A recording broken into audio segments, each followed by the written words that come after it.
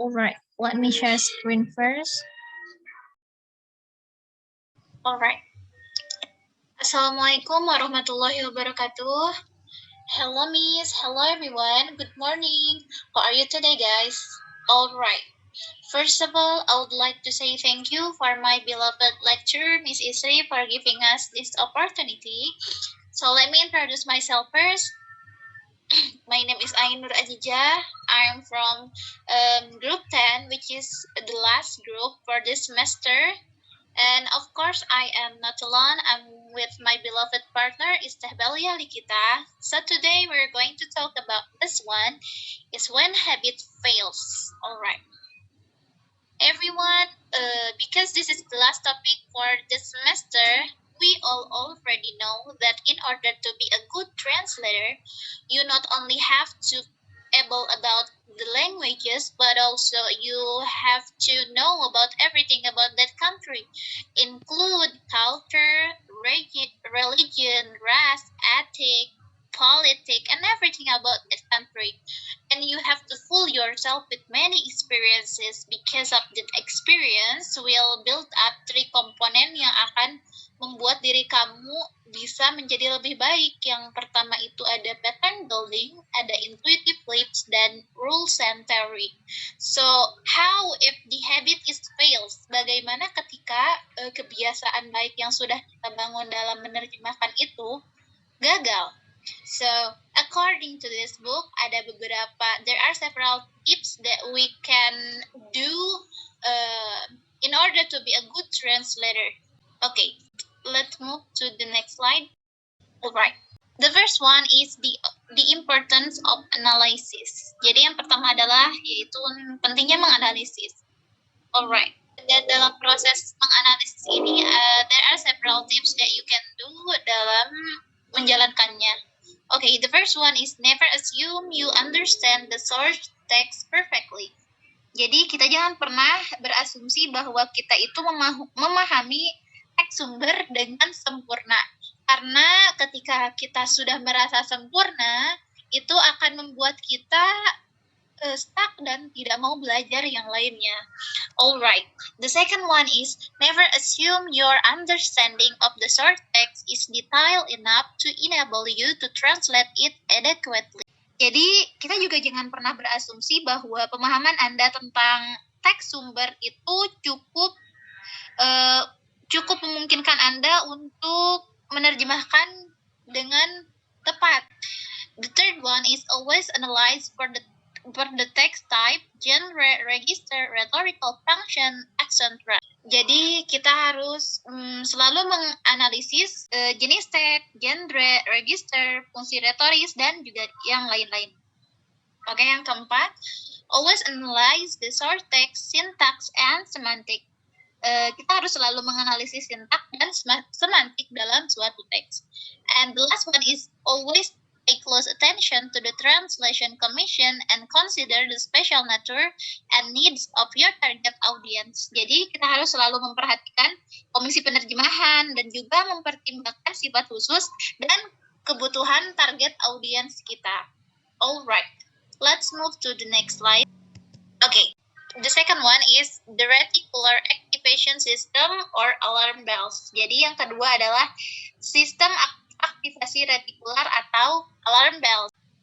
The sudden quantum leap in conscious awareness and non-adrenaline levels whenever something changes drastically enough to make a rude or robotic, habitual or subliminal state potentially dangerous. Jadi alarm bell ini adalah lompatan kuantum yang secara tiba-tiba dalam kesadaran kita dan tingkat non-adrenalin setiap kali sesuatu berubah cukup drastis untuk membuat hafalan ataupun keadaan robotik, kebiasaan atau bawah sadar yang berpotensi bahaya. Jadi alarm bells ini suatu alarm yang muncul ketika ada something that potentially dangerous for us.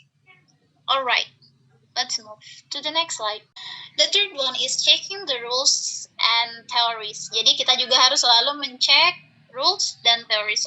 King Derte of Portugal writes in The Loyal Counselor that the translator must understand the meaning of the original and render it in its entirety without change.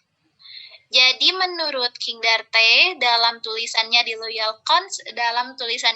The Loyal Counselor mengatakan bahwa seorang translator itu harus memahami makna asli teks dan menerjemahkan teks itu secara keseluruhan tanpa perubahan. Yang kedua, use the idiomatic vernacular of the target language, not borrowing from the source language. Jadi yang kedua yaitu menggunakan bahasa daerah idiomatik atau bahasa sasaran dan bukan dari bahasa sumber. Alright. Yang ketiga ada use target language words that are direct and appropriate. Jadi kita harus menggunakan kata-kata bahasa target yang langsung dan juga tepat. And the number 4, avoid offensive word. Jadi kita harus menghindari kata-kata yang menyinggung dalam menerjemahkan. And the last one, conform to rules for all writing such as clarity, accessibility, interest, and wholesomeness. Jadi kita juga harus mematuhi aturan untuk semua tulisan, baik itu kejelasan, aksesibilitas, minat, maupun semua kebaikan dalam menerjemahkan. Okay. The next slide will represented by Teh Belia Likita. Teh Belia, the time is yours. Part 4, checking synonym alternative pattern building. Part 5, picking the rendition that feels right. Intuitive lapse. An intuitive lapse, the sphere of certainties and uncertainties, the mixture of conviction and doubt.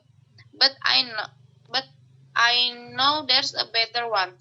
Eventually, filter out into a sudden moment of clarity is made not necessarily a perfect or ultimate decision. The translator may have to go back and change it later, but a decision nonetheless, a decision to move on. Conclusion.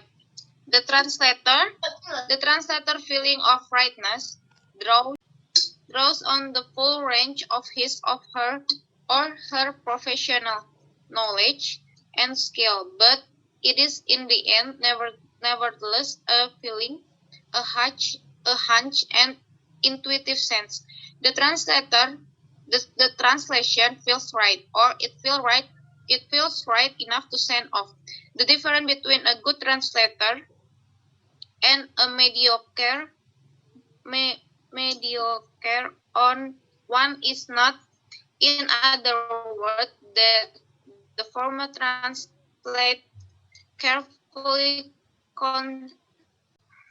analytically, and the latter rely heavily on analysis and intuition, on conscious and subliminal processing. The difference in that good translator has trained his or her intuition more thoroughly than the mediocre one, and in relying on those intuition is actually relying on years of internalized experience and intelligent reflection. Alright, sedikit menambahkan bahwa memang tidak ada perbedaan between mediocre and professional translator. Yang membedakannya hanyalah seorang profesional itu adalah orang yang senantiasa build up their knowledge and skill in order to be a good translator. Dia tidak pernah merasa cukup akan ilmunya dan dia senantiasa belajar untuk memperbaiki diri. Alright.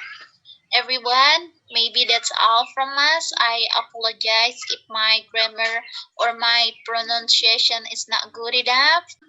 Assalamualaikum warahmatullahi wabarakatuh. Have a nice day, Miss.